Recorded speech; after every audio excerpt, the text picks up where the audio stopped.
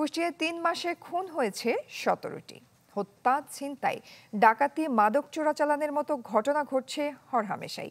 এতে জনমনে আতঙ্ক থাকলেও জোরালো পদক্ষেপ নেই আইন শৃঙ্খলা বাহিনীর। মাঠের অলরাউন্ডার আমি, আর ঘরের allrounder Tylox. Tylox toilet cleaner, clean মানেই টাইলক্স। সিসিটিভির এই ভিডিও দৌলতপুর উপজেলার ২ নভেম্বর রাতে এক ব্যবসায়ীকে জিম্মি করে নগদ ৫ লাখ টাকা ও স্বর্ণালংকার ছিনিয়ে নেয় একদল যুবক।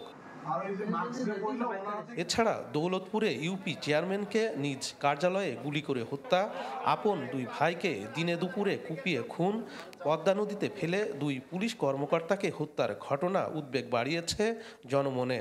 পরিসংখ্যানে মিলেছে ৫ আগস্ট গণ অভ্যুত্থানের পর কুষ্টিয়া জেলায় চুরি, ছিনতাই ছাড়াও ৩ মাসে শুধু খুনের ঘটনা আছে ১৭টি। চুরি, ছিনতাই এবং রাহাজানি, খুন এবং বিভিন্ন রকম অত্যাচার চলতেছে। প্রতিনিয়ত চুরি, ডাকাতি, ছিনতাই, এই যে মাদকের যে আগ্রাসন, এ তো একেবারে আরও বেপরোয়া আকারে বেড়ে গেছে। এখন কে এই লাগামটা কে ধরবে? অভিযোগ, এত ঘটনার পরও নির্বিকার পুলিশ প্রশাসন। অপরাধ দমনে নেই তৎপরতা, যদিও এসব নিয়ে মন্তব্য করতে নারাজ পুলিশ সুপার। পুলিশের সামনে থেকে এটা ছিনতাই হচ্ছে, এটা চুরি হচ্ছে, এগুলো দেখার লোক নাই। এত অবনতি হয়েছে যে মনে হচ্ছে দেশে আইন বলতে কিচ্ছু নেই।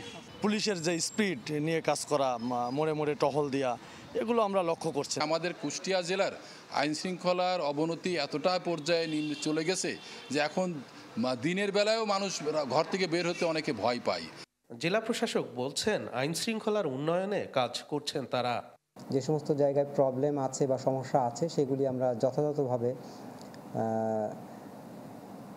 চেষ্টা করব যাতে দ্রুত সময়ের মধ্যে